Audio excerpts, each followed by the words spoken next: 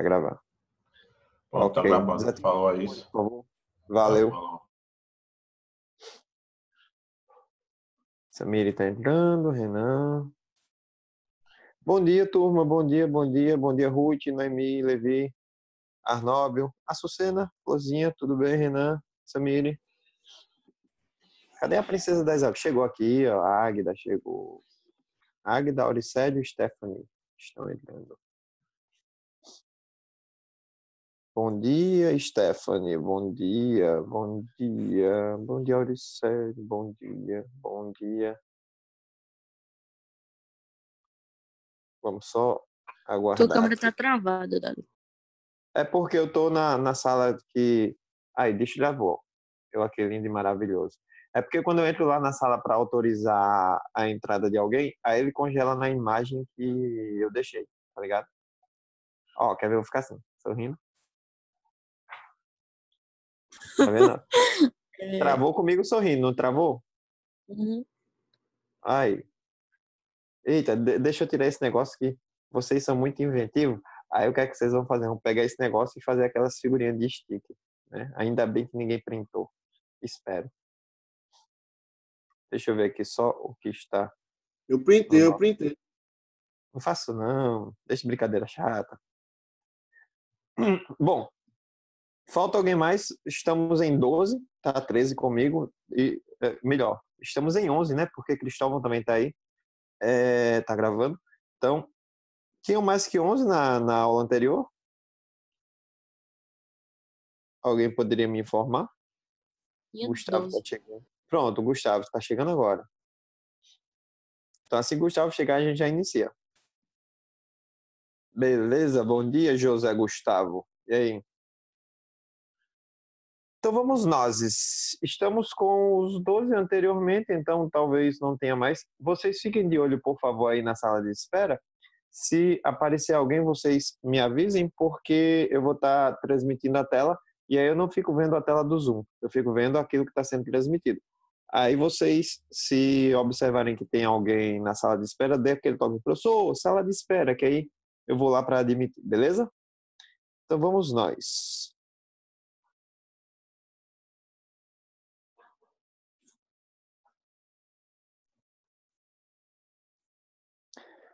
Bom, semana passada nós trabalhamos a parte de fotossíntese, tá? Fotossíntese, quimiossíntese, processos autotróficos de produção.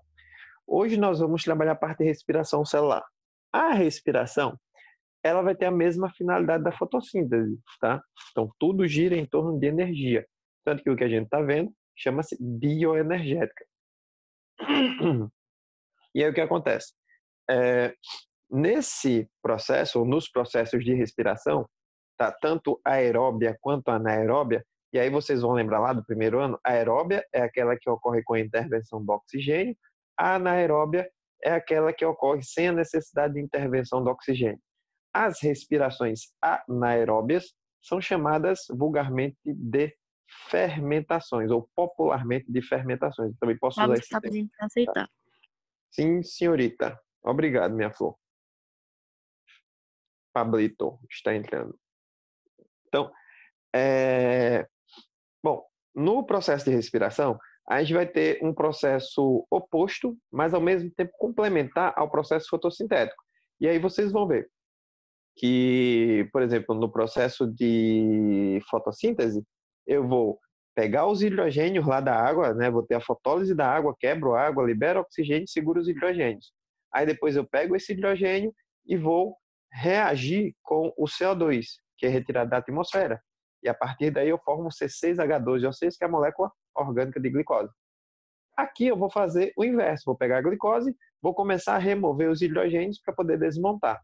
Então a respiração em si, ele é um processo onde a energia, ou o ATP, que vai ser liberado, é proveniente da desidrogenização, ou seja, a remoção gradativa dos hidrogênios de moléculas de glicose. Tá? Então, ocorre a desidrogenização da glicose.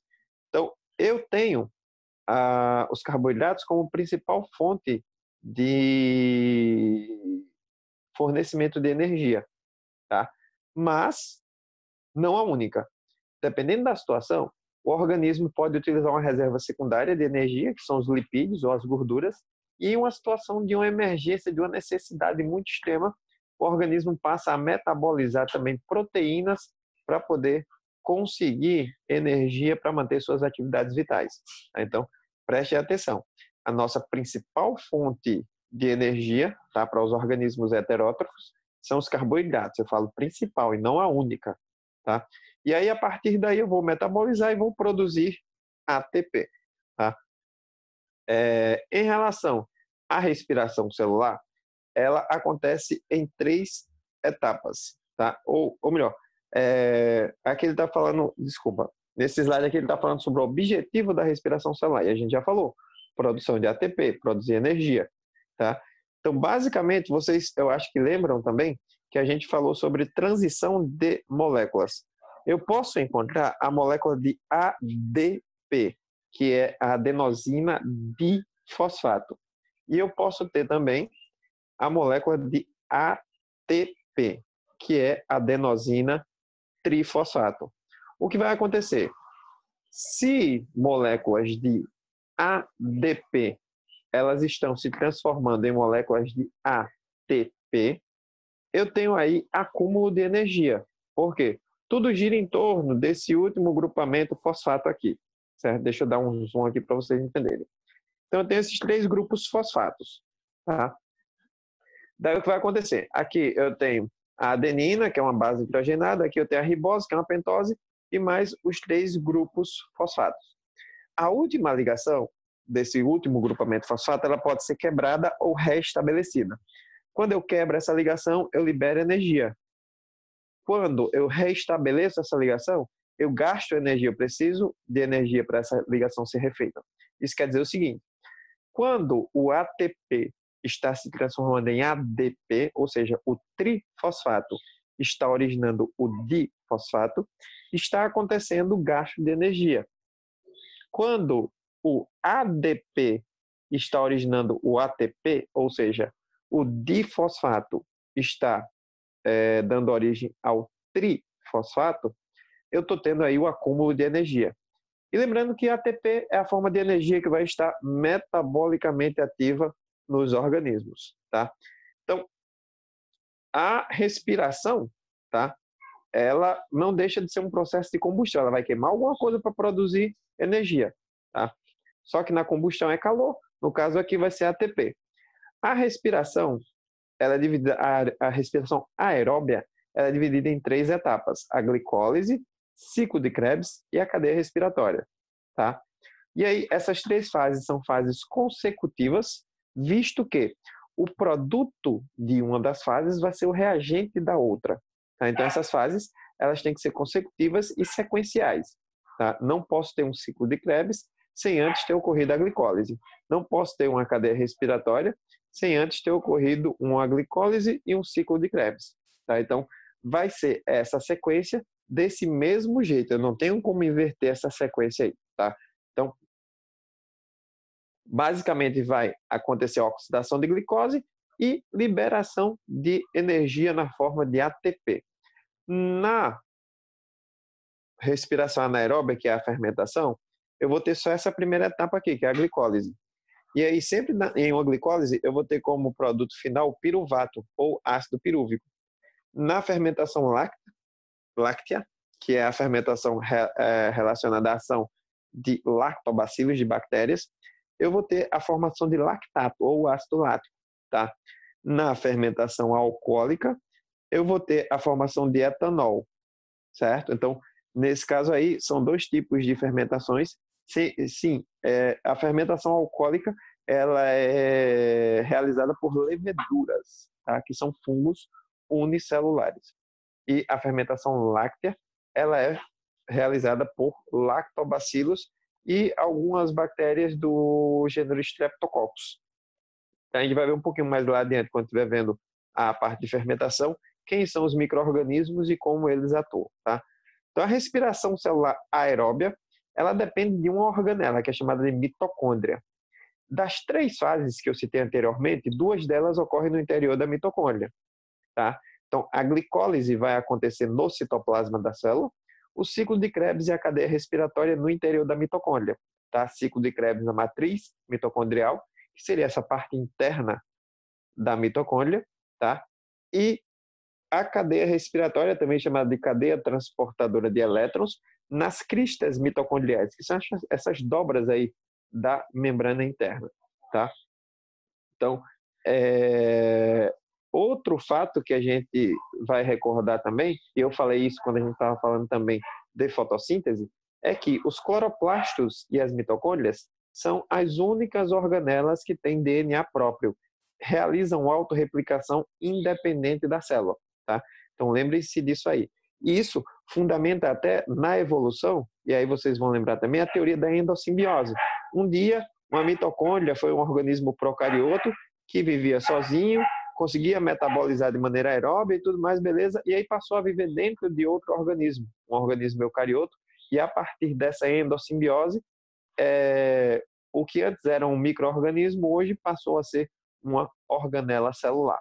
Tá? Então, a teoria da endossimbiose, ela explica direitinho a questão de como a mitocôndria e como o cloroplasto foram de um organismo unicelular procarioto de vida livre para uma organela no interior de células. Então, primeira etapa da respiração celular, glicólise. Glico vem de glicose, lise quer dizer quebra. Quebra da molécula de glicose. Aqui, vocês vão ver que a gente vai ter esse carinha aqui, ó, chamado de NAD. Tá? O NAD, ou NAD, é um aceptor intermediário de hidrogênio. Lembra que lá na fotossíntese a gente falou do NADP? O NADP é um aceptor intermediário de hidrogênio, só que na fotossíntese. Aqui eu tenho o NAD, certo? E vou ter um outro aceptor também, que é a FAD, ou FAD, certo? Então se liguem aí. Aqui tem um videozinho, tem um link. Eu não vou abrir porque semana passada a gente tentou fazer um linkzinho de vídeo, e aí não saiu o áudio e tudo mais. Mas no final da aula eu vou disponibilizar esse SlideShare para vocês. Vou deixar lá no grupo e vocês podem olhar e clicar no videozinho que vai abrir, certo? Mas basicamente o que vai acontecer é a quebra da glicose. Tá? A glicólise, quebra da molécula de glicose para a formação do piruvato ou do ácido pirúvico. Então preste atenção. Primeiro, se vocês prestarem atenção, tem a glicose. Tá? Cada bolinha dessa é um carbono, então tem 6 carbonos. E aí entra no sistema ATP e sai ADP. Isso significa que está havendo gasto de energia. Professor, peraí, mas o intuito do processo não é liberar energia? Sim. Então está gastando. Não necessariamente gastando. É um gasto? É. Mas eu vejo mais como um investimento. Por quê? Para eu começar o processo, eu necessito desse gasto inicial. Mas depois que eu quebro, eu já começo a metabolizar a molécula e já começo a liberar energia. E a quantidade que vai ser liberada é muito maior do que a quantidade que eu gastei. Então, esse gasto inicial, na realidade, entre aspas, seria um investimento inicial. Então, gastei 2 ATP, beleza, quebrei a molécula. Daí eu formo moléculas intermediárias de gliceraldeído 3-fosfato. Essas duas moléculas que são primariamente formadas aqui pela quebra da glicose, chamada de gliceraldeído 3-fosfato. Daí, a NAD retira os hidrogênios, fósforo vai ser inserido no sistema e eu vou ter a formação do piruvato. Então, quando ocorre a formação do piruvato, eu vou ter, pela retirada dos hidrogênios, quebra de ligações químicas. Essa quebra de ligação química é uma reação exógena, vai liberar energia.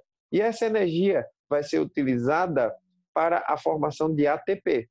Sendo que vai formar-se 2 ATPs a cada uma dessas moléculas de piruvato que estão sendo formadas, tá? Ou ácido pirúvico. Deixa eu diminuir aqui vai aparecer os nomes.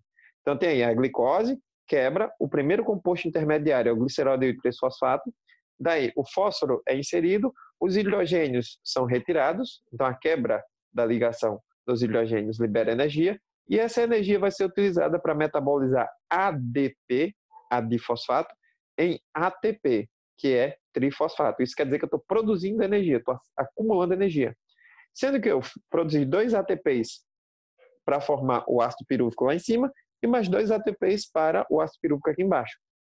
Isso já nos dá um indício de que, na primeira etapa, eu já tenho um saldo energético. Lá no início, quanto que eu gastei? 2 ATPs. Aqui no final desse processo, quantos ATPs foram formados? 4. Isso quer dizer que se eu produzo 4 e gasto 2, eu tenho um saldo positivo aí de 2 ATPs. Ou seja, na primeira fase ou na glicólise, eu já tenho a formação de ATP, eu já tenho um saldo positivo de ATP, tá? Que vai ser uma quantidade de 2 ATPs.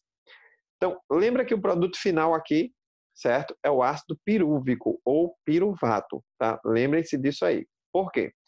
Porque se a gente pegar aqui, aqui está um esquema específico do processo de fermentação, que lá na frente a gente vai falar, que a fermentação, ela só ocorre a primeira etapa, que é a glicólise, tá? Na segunda etapa da respiração aeróbia, tá? Que é o ciclo de Krebs, olha qual é a minha molécula inicial, piruvato, tá? Ou ácido pirúvico, que é justamente o meu produto da primeira fase, que é a glicólise. Ou seja, por isso que eu tenho que ter essas reações em sequência, elas têm que ser sequenciais, porque o produto da minha primeira etapa vai ser o reagente da minha segunda etapa, tá? E aí o piruvato ele vai entrar no sistema, vai reagir com esse CoA que vocês estão vendo aí, chama-se coenzima A. O que é que as enzimas elas fazem? Elas catalisam reações químicas, elas simplesmente aceleram a reação química. E aí, ó, vai haver a saída de CO2 e vai haver a retirada de hidrogênio. Lembrando, o CO2 ele vai ser liberado, ele vai embora, tá? Vai ser retirado do organismo. Os hidrogênios, eles são capturados pela NAD. Para quê? Para no final ser devolvido. E a gente vai ver qual vai ser a função dos hidrogênios. Então, o piruvato entrou, reagiu com a coenzima A NAD entrou, retirou hidrogênio, saiu carbono, oxigênio. Daí eu tenho o ácido oxalacético, tá? Aí tá oxalacetate, que está no inglês, tá? É o ácido oxalacético. Ele reage com acetilcoenzima A, que é um composto intermediário formado a partir do piruvato depois que retirado hidrogênio e CO2, tá? Forma-se o citrato e isocitrato. E aí, ó, basicamente o que vai acontecer? Eu estou retirando hidrogênio e gás carbônico, hidrogênio e gás carbônico.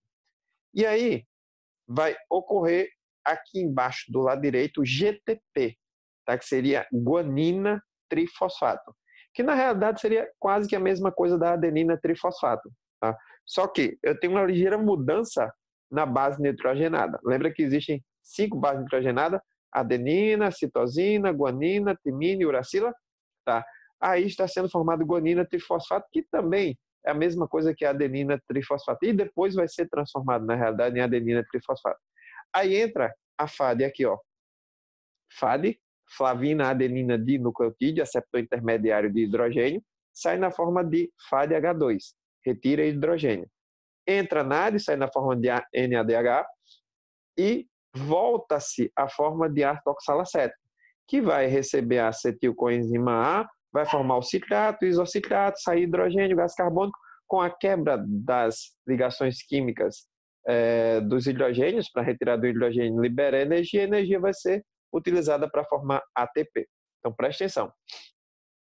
Aqui, se vocês observarem, nesse ciclo de Krebs está havendo a formação de um ATP. Sendo que, na primeira etapa, foram produzidos 2 piruvatos. Isso quer dizer que o ciclo de Krebs ele vai girar 2 vezes.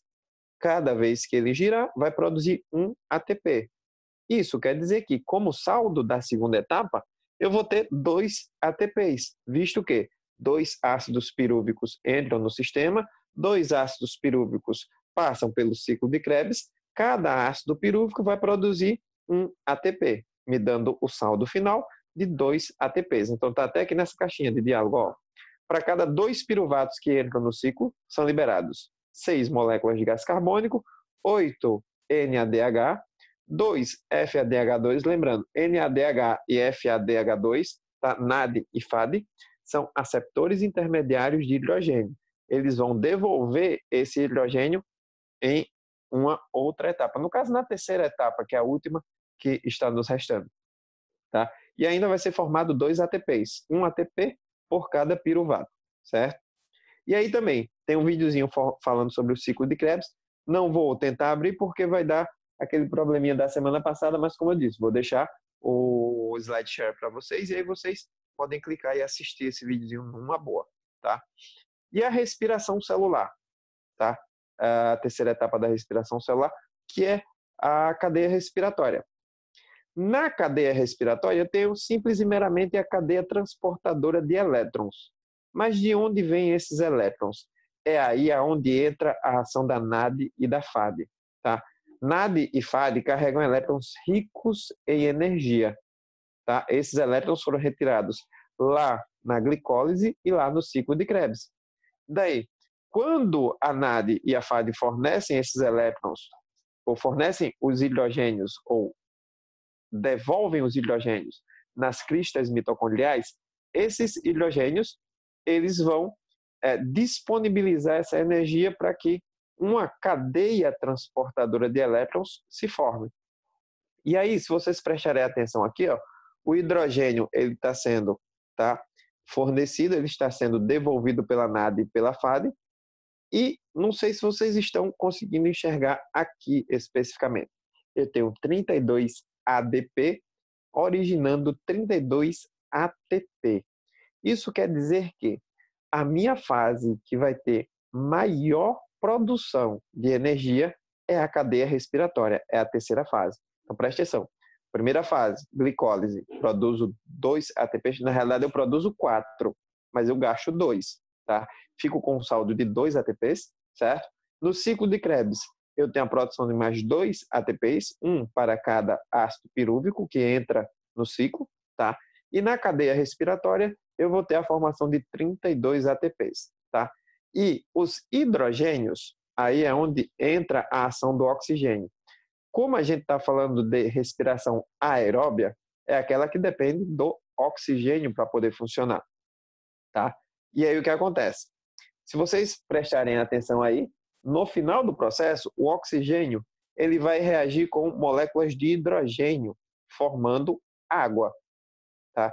Então, o meu aceptor final de hidrogênio são as moléculas de oxigênio. E o produto final vai ser a água, tá? A molécula que vai ser formada vai ser uma molécula estável, tá? A molécula de H2O. E aí eu consegui desmontar completamente a glicose, retirando todos os hidrogênios que vai ser utilizado na formação da água e liberando todo o carbono e oxigênio na forma de CO2, tá? Então, se vocês pensarem de uma maneira lógica, simples e direta, vocês vão ver o seguinte, que o processo de fotossíntese é um processo que eu vou quebrar a molécula de água para retirar hidrogênio e liberar oxigênio. Na respiração, eu estou pegando hidrogênio e reagindo com o oxigênio para formar água de novo. Então, viu que é um negócio oposto? Outra, no processo de fotossíntese, eu retiro o CO2 da atmosfera para reagir com o hidrogênio e assim formar a molécula de glicose. No processo respiratório, eu tenho o oposto. Eu tenho a retirada dos hidrogênios e a liberação do CO2 para a atmosfera. Ou seja, respiração e fotossíntese são processos opostos e ao mesmo tempo complementares. Sem contar que, no final do processo fotossintético, eu tenho a produção de carboidratos, dentre eles a glicose. Tá? A glicose é o produto da minha fotossíntese. E essa mesma glicose vai ser o reagente da minha respiração aeróbia. Tá? Então, na respiração, eu uso glicose e eu uso o oxigênio e libero o gás carbônico e água. Na fotossíntese, eu capto água e gás carbônico e produzo glicose. Isso, logicamente, com um fornecedor de energia, que no caso é o Sol, através da luz, tá? No processo fotossintético. Então, lembre-se, fotossíntese e respiração celular são processos opostos, mas, ao mesmo tempo, processos complementares, tá? Então, a terceira etapa está aí mais bem detalhada de maneira bioquímica, tá? A cadeia respiratória, que acontece especificamente nas cristas mitocondriais, e aí ele vai mostrando, tá? Como que os elétrons eles vão sendo passados nessa cadeia transportadora de elétrons, E aí ele sai de uma condição de maior quantidade de energia para uma condição de menor quantidade de energia, e essa energia vai ser, no final, utilizada para a síntese do ATP, para a produção de energia, certo? Eu acho que isso aqui é o mesmo esquema, eu acho que o slide está duplicado. Sim, processos de fermentação. Então, a fermentação só vai ter uma única etapa, que é a glicólise, tá? A fermentação é um processo anaeróbio, então não precisa de oxigênio, até porque a gente viu que o oxigênio intervém na terceira e última etapa, que é a cadeia respiratória, tá? Então, se a gente falar de respiração aeróbia, a primeira etapa é uma etapa completamente anaeróbica. Na segunda etapa ocorre a liberação do gás carbônico do ciclo de Krebs, e na terceira etapa, que é a cadeia respiratória, vai haver a utilização do oxigênio, tá? Aqui nas fermentações, que é o processo anaeróbio, a respiração anaeróbia é aquela que não utiliza ou não necessita do oxigênio, de modo que eu tenho uma única etapa, que é a glicólise. Tá? Dependendo de quem esteja fazendo esse processo e o que esteja sendo feito, eu vou ter um produto final diferente, mas o saldo energético vai ser exatamente o mesmo. Vai ser a mesma coisa. Para quebrar a glicose, eu vou precisar gastar 2 ATPs, mas aí eu vou produzir 4 ATPs, deixando um saldo de 2. Então, na respiração anaeróbia, ou nas fermentações, como queiram falar, tá? Eu tenho um processo que é mais rápido, porque acontece em uma única fase bioquímica, mas que é um processo com uma rentabilidade energética muito baixa. Se a gente pensar, na glicólise eu produzo 2 ATPs, no ciclo de Krebs 2 ATPs, na cadeia respiratória mais 32 ATPs. Isso me dá um saldo médio de 36 ATPs por cada molécula de glicose. Isso na respiração aeróbia, tá? Então o saldo energético é alto. Na fermentação, a mesma molécula de glicose vai me formar apenas 2 ATPs. Então esses 2 ATPs, eles são formados. É uma quantidade muito pouca. É uma quantidade muito pequena. Mas aí a gente tem que levar em consideração que a vantagem desse processo é que ele tem uma única etapa bioquímica. Isso quer dizer que é um processo mais rápido, tá? Então, a fermentação lática, ela vai ser realizada por lactobacilos e bactérias. Bactérias específicas, lactobacilos e bactérias do gênero... agora eu esqueci. São as... Ai, meu Deus. Streptococcus, eu acho. E a fermentação alcoólica, tá? Ela vai ser realizada por leveduras, são fungos unicelulares, especificamente do gênero Saccharomyces. Tanto que um dos mais conhecidos, tá, é o Saccharomyces cerevisiae, tá? O nome científico do fungo, que é o funguinho que fermenta lá a cerveja, enfim. Então, em uma situação, tá, específica, células musculares, elas podem realizar a fermentação lática, tá? E a gente vai ver como isso acontece também. O bichinho aqui já avisou que o tempo da gente está 10 minutos, então vamos aí. Falta só a fermentação alcoólica, a fermentação lática e o processo de fermentação lática nos músculos e a gente finaliza. Então a fermentação alcoólica, tá? Ela vai ser realizada por fungos do gênero Saccharomyces, tá? E aí vai acontecer a mesma coisa. Vou quebrar a glicose, para isso eu vou gastar 2 ATPs, o NAD vai retirar os hidrogênios, tá? E aí, esses 2 ATPs que foram gastos inicialmente, quando os hidrogênios são retirados, forma-se 4 ATPs, então me deixa um saldo energético de 2 ATP, sendo que na fermentação, preste atenção nesse detalhezinho aqui, os 2 piruvatos, eles são convertidos em 2 acetaldeídos, que quando retirado do CO2, forma o etanol, 2 moléculas de etanol. Preste atenção, aqui houve liberação do CO2, tá?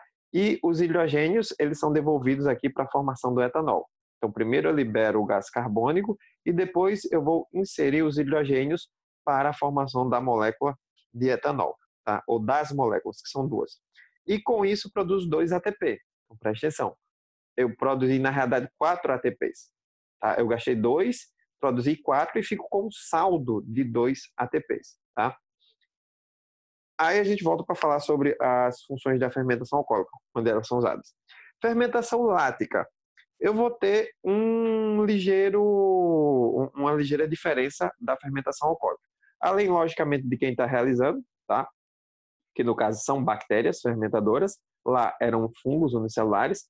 Ó, o processo inicialmente a glicólise, vou quebrar 2 ATPs, entra, beleza, formo 4 ATP e fica com saldo de 2. Só que o piruvato, ele recebe diretamente os hidrogênios e já é convertido em lactato, tá? Ou ácido lático, como queiram.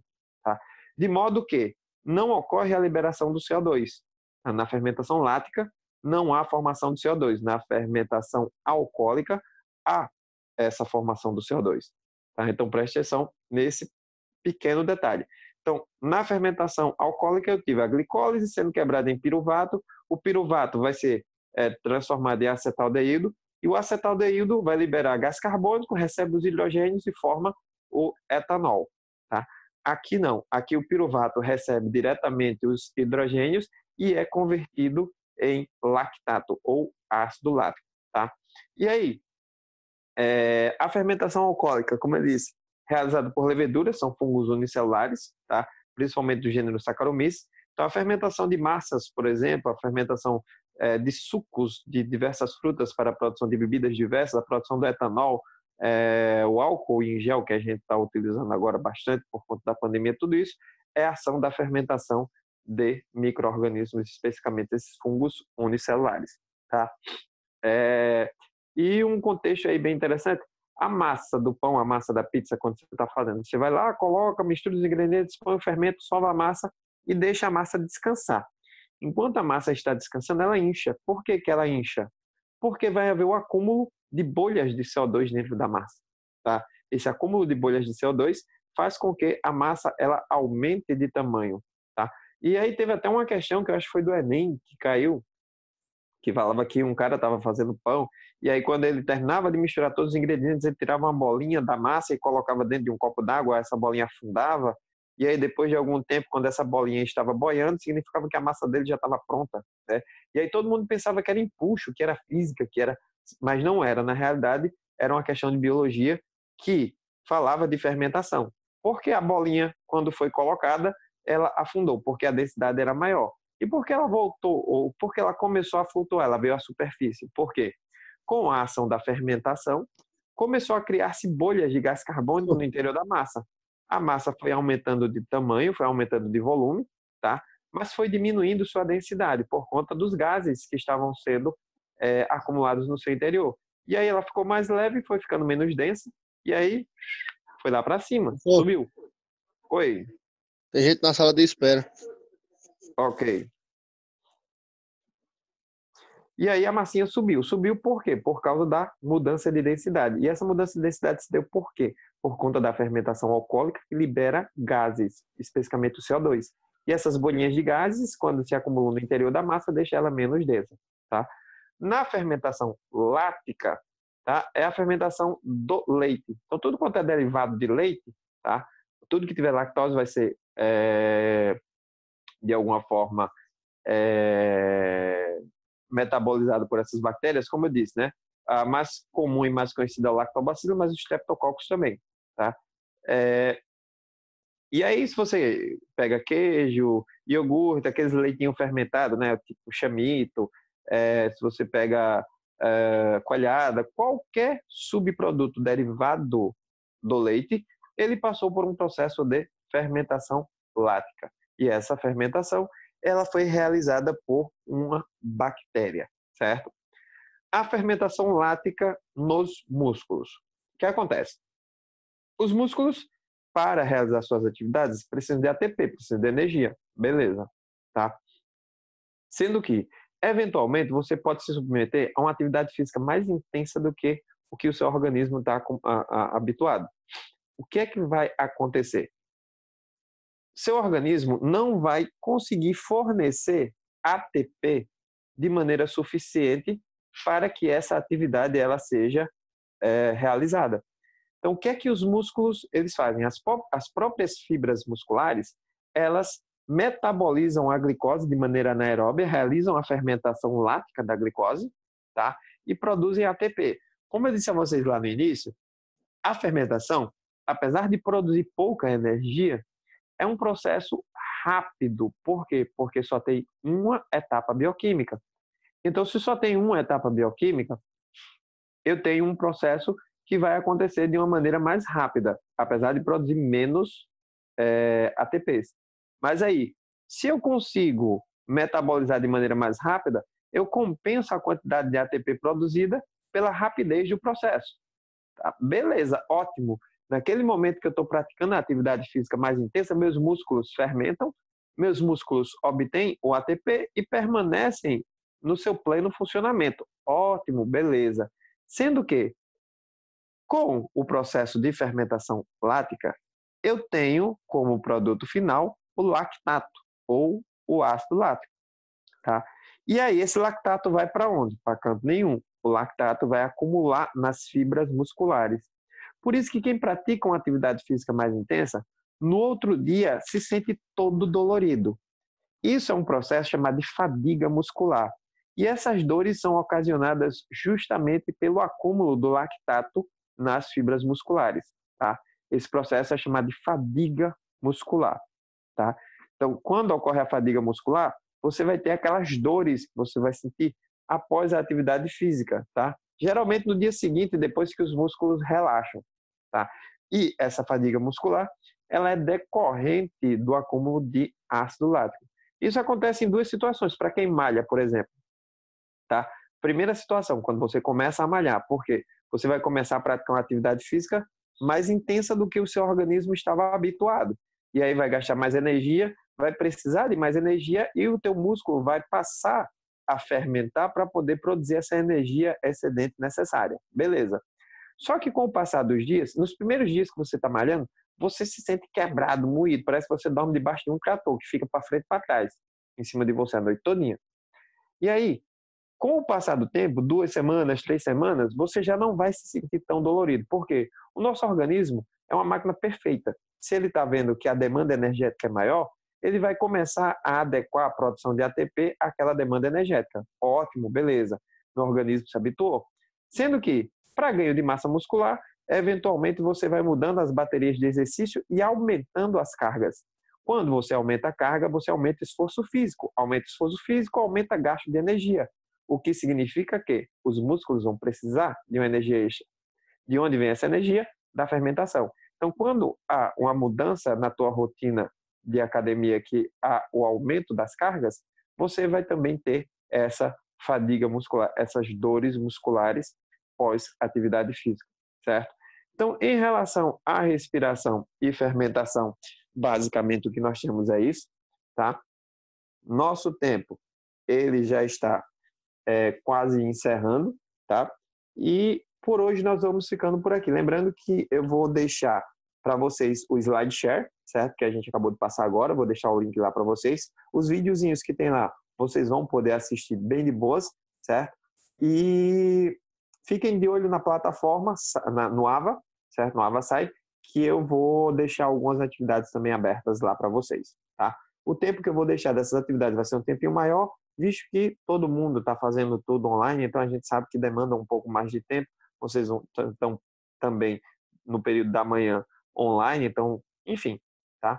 E também vou postar lá no grupo quais são as páginas do livro relacionado às atividades que nós já trabalhamos, ok? Legalzinho aí para todos. Beijo, bom final de semana e até a próxima sexta-feira. Lembrando, qualquer dúvida que tiver, manda para mim lá no privado, certo? Não manda no grupo, porque fica meio difícil, as informações se perdem lá no meio. Manda para mim lá no privado e aí a gente vai tirando essas dúvidas na medida do possível, certo? Se eu não responder imediatamente, eu vou estar gravando aula, vou estar fazendo alguma atividade online, enfim. Mas assim que eu puder, eu vou respondendo, beleza? Beijinho para todos. Valeu, professor. Até a próxima semana. Valeu!